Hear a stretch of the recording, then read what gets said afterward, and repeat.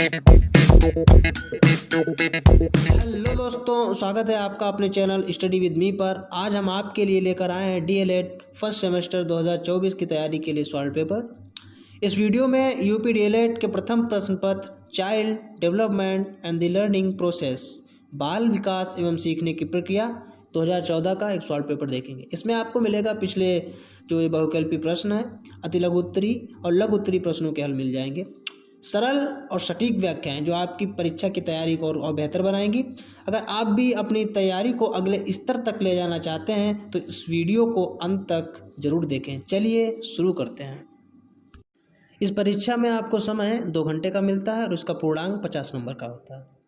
तो बिना किसी देरी के चलिए स्टार्ट करते हैं बहुविकल्पी प्रश्नों से। जी, तो इसका पहला प्रश्न है कि शिक्षा मनोविज्ञान के अनुसार शिक्षा का केंद्र बिंदु है। 4 ऑप्शन दिए हुए हैं। ऑप्शन आ बालक, ब शिक्षक, स पाठ्यक्रम, द शिक्षण विधि। तो इसका सही जवाब है आ बालक। दूसरा प्रश्न है गैसल के अनुसार विकास का मापन एवं मूल्यांकन किन किन रूपों में हो सकता है। आ शरीर निर्माण, ब शरीर शास्त्रीय, स व्यवहारिक व्यवहार चिन्ह, द उपयुक्त सभी।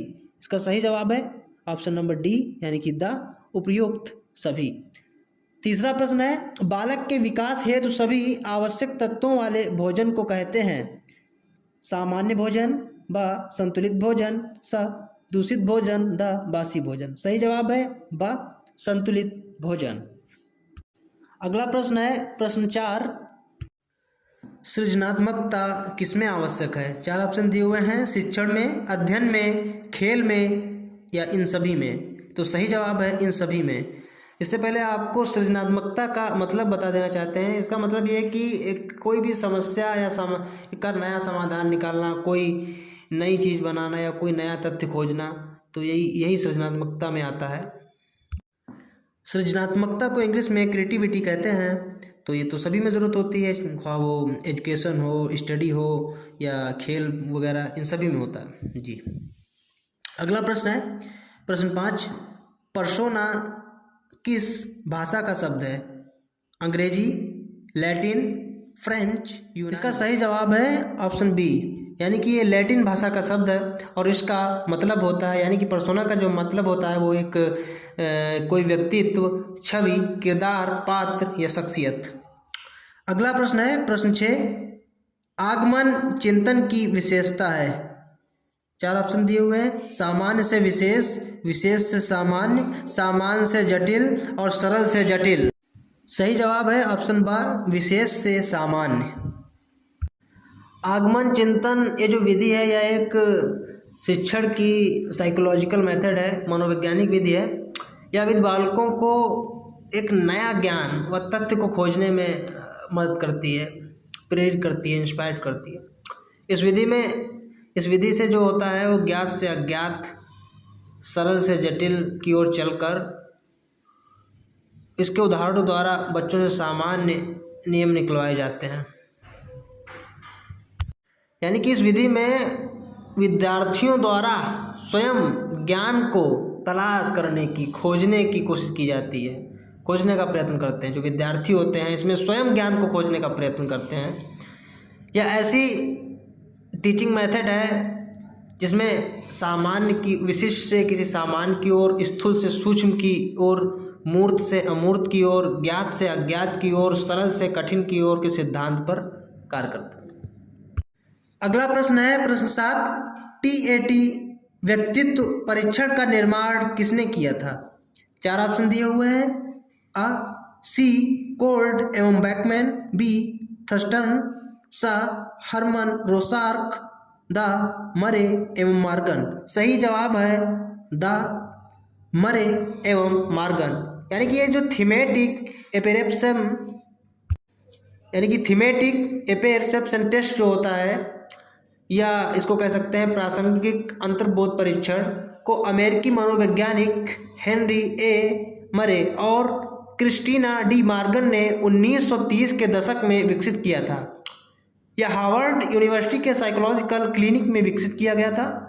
टेट एक तरह का प्रयोगात्मक परीक्षण है। इसमें प्रतिभागियों को स्पष्ट चित्र दिखाए जाते हैं और उनसे उन चित्रों के बारे में कहानी बताने के लिए कहा जाता है। यह परीक्षण किसी व्यक्ति के व्यक्तित्व, मूल्यों, दृष्टिकोण, भावनात्मक नियंत्रण और रोजमर्रा की जिंदगी में उनके सामने आने वाले पहलुओं को उजागर करता है।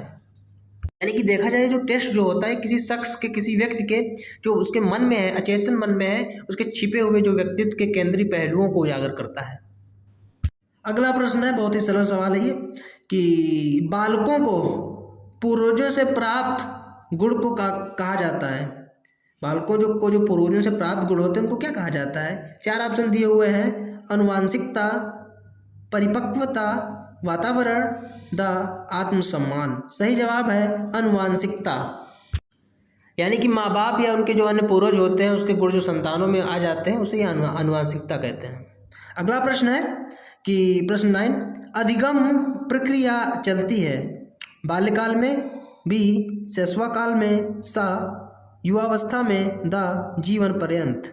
सही जवाब है इसका जीवन पर्यंत।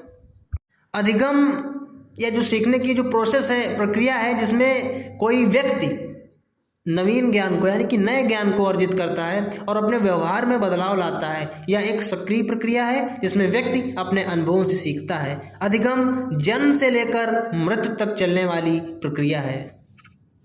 अगला प्रश्न है प्रश्न 10, अधिगम में संगठन होता है। यानी कि पूछा गया कि अधिगम में किसका संगठन होता है? 4 ऑप्शन दिए हुए हैं, व्यवहार का, ज्ञान का, आदत का, कोई नहीं। सही जवाब है ऑप्शन आ, व्यवहार का। अगला प्रश्न है प्रश्न 11, अधिगम के प्रयत्न और भूल के सिद्धांत के प्रतिपादक हैं।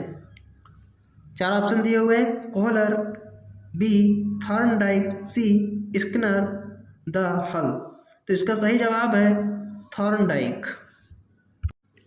ये जो थे डॉक्टर एल थॉर्नडाइक, ये एक अमेरिकी मनोवैज्ञानिक थे और थॉर्नडाइक को आधुनिक शैक्षिक मनोविज्ञान का संस्थापक भी माना जाता है। अगला प्रश्न है प्रश्न 12, आई.पी. पावलोव ने प्रयोग किया था। यानी कि किस पे प्रयोग किया था? 4 ऑप्शन दिए हुए हैं, आ बिल्ली पर, ब चूहे पर, सा कुत्ते पर, द चिंपैंजी पर। सही जवाब है ऑप्शन सा, विकल्प सा जो है कुत्ते पर। आई.पी. पावलोव यानी कि इवान पावलोव एक वैज्ञानिक थे जिन्होंने जानवरों पर एक बहुत ही दिलचस्प प्रयोग किया था। उनका सबसे प्रसिद्ध प्रयोग कुत्तों पर था और इससे उन्होंने एक खास सिद्धांत की खोज की जिसे हम क्लासिकल कंडीशनिंग कहते हैं। पावलोव का प्रयोग कैसे हुआ आइए समझते हैं। पावलोव ने देखा कि जब कुत्तों को खाना दिखाया जाता है तो वे अपने मुंह से लार थूक छोड़ने लगते थे। ये एक स्वाभाविक प्रतिक्रिया थी।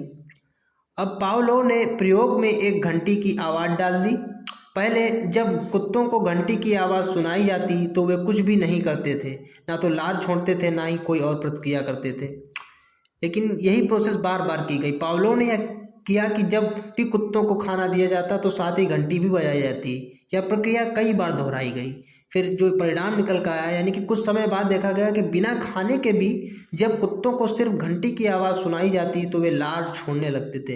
यानी कि घंटी की आवाज़ अब इनके लिए खाने के संकेत जैसी हो गई थी। यानी कि इसका मतलब ये हुआ कि पावलोव ने यह बताया कि जब किसी चीज़ जैसे घंटी की आवाज़ को बार बार किसी दूसरी चीज़ जैसे खाने से जोड़ा जाता है तो वह चीज़ भी उसी तरह की प्रतिक्रिया जैसे लार छोड़ना उत्पन्न करने लगती है। अगर हम आसान शब्दों में समझें, अगर हम किसी चीज़ को किसी और चीज़ से बार बार जोड़ते हैं तो धीरे धीरे वह चीज़ भी उसी तरह की प्रतिक्रिया देने लगती है। अगला प्रश्न है प्रश्न 13, दो तत्व सिद्धांत किसका है? कोहलर का, बागले का, स्किनर का, स्पीयरमैन का। सही जवाब है ऑप्शन द स्पीयरमैन का। इस दो तत्व सिद्धांत यानी कि 2 फैक्टर थ्योरी को 1904 में चार्ल्स स्पीयरमैन ने प्रस्तुत किया था और इसका जो मकसद था यानी कि इस सिद्धांत में ये बताया गया था कि जो इससे समझ में मदद मिली कि एक व्यक्ति क्यों कुछ क्षेत्रों में अच्छा प्रदर्शन करता है और अन्य में नहीं। यानी ये एग्जाम्पल के थ्रू समझते हैं, जैसे कि कोई व्यक्ति है वो संगीत में अच्छा हो सकता है लेकिन गणित में उतना कुशल ना हो, क्योंकि संगीत और गणित के लिए अलग अलग विशिष्ट तत्व जिम्मेदार होते हैं। अगला प्रश्न है प्रश्न 14, प्रोत्साहन के कितने प्रकार होते हैं?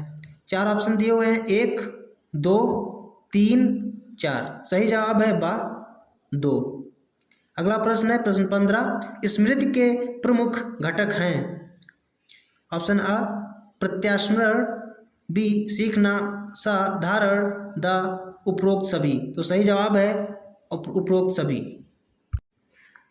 प्रश्न 14 में प्रोत्साहन के बारे में बताया, यानी कि मोटिवेशन। ये जो होता है आंतरिक और बाहरी कारक है, जिसमें किसी व्यक्ति को किसी कार्य को करने के लिए जो इंस्पायर किया प्रेरित करता है। और इसके 2 प्रकार होते हैं, 2 टाइप्स होते हैं। एक होता है आंतरिक प्रोत्साहन और एक होता है बाहरी प्रोत्साहन। आंतरिक प्रोत्साहन या व्यक्ति के भीतर से उत्पन्न होता है और किसी कार्य को करने का कार्य से मिलने वाली आत्मसंतुष्टि या रुचि है। उदाहरण के तौर पर समझ सकते हैं किसी विषय को सीखना क्योंकि वह दिलचस्प लगता है, चित्रकारी करना केवल आनंद के लिए। एक होता है बाहरी प्रोत्साहन, या बाहरी कारकों से प्रेरित होता है, जैसे कि पुरस्कार, प्रशंसा या दंड से बचाव। उदाहरण के तौर पर देख सकते हैं अच्छे अंक पाने के लिए पढ़ाई करना, भी एक देख सकते हैं बॉस से प्रशंसा पाने के लिए मेहनत करना। इसका अन्य तरीके से भी वर्गीकरण होता है, सकारात्मक प्रोत्साहन होता है, नकारात्मक प्रोत्साहन होता है। सकारात्मक प्रोत्साहन में व्यक्ति को पुरस्कार, प्रशंसा या प्रोत्साहन देकर प्रेरित करना, और नकारात्मक प्रोत्साहन में व्यक्ति को दंड या असफलता के डर से प्रेरित करना। स्मृति के ताल्लुक से समझा था, स्मृति के जो घटक थे, तो स्मृति जो वह प्रोसेस होती है जिसके द्वारा हम किसी इन्फॉर्मेशन को ग्रहण करते हैं, समझते हैं, संग्रहित करते हैं और आवश्यकता पड़ने पर उसे पुनः प्राप्त करते हैं। Thank you for watching. मिलते हैं नेक्स्ट वीडियो में। अभी तो मैंने सिर्फ वैकल्पिक प्रश्न ही कवर किए थे, और नेक्स्ट वीडियो में अति लघु उत्तरीय प्रश्न देखेंगे, और पार्ट 3 में यानी कि उसके 3rd वीडियो में लघु उत्तरीय प्रश्न पर डिस्कशन करेंगे जी। अगर आपको वीडियो अच्छा लगा हो तो लाइक करें, चैनल को सब्सक्राइब करें और वीडियो शेयर करें। अगर आपको कोई सवाल है तो कमेंट बॉक्स में कर सकते हैं।